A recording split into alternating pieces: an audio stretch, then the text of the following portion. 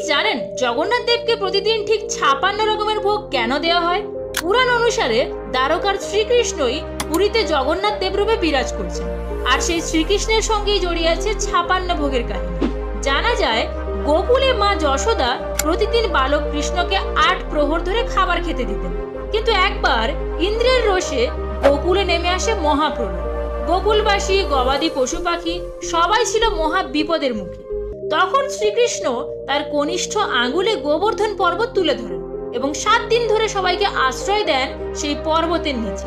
এই 7 দিন শ্রীকৃষ্ণ কিছুই খাননি। পুত্রকে অনাহারে দেখে মা যশোদা কেঁদে ফেলেন।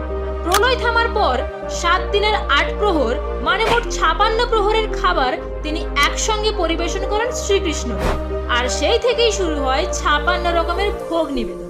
আর বিশ্বাস করা হয় ভগবান বিষ্ণু যখন ধরাধামে আগমন করেন তিনি 4 ধামে 4টি কর্ম করেন: বদ্রীনাথে স্নান, দ্বারকায় বস্ত্র ধারণ, পুরীতে আহার এবং রামেশ্বরমে বিশ্রাম। এমন বিশ্বাস থেকেই পুরীর শ্রীক্ষেত্রে আজও জগন্নাথ দেবকে প্রতিদিন নিবেদন করা হয় 56 ভোগ। আপনি কি কখনো 56 ভোগের দর্শন করেছেন? কমেন্টে জানাতে ভুলবেন না।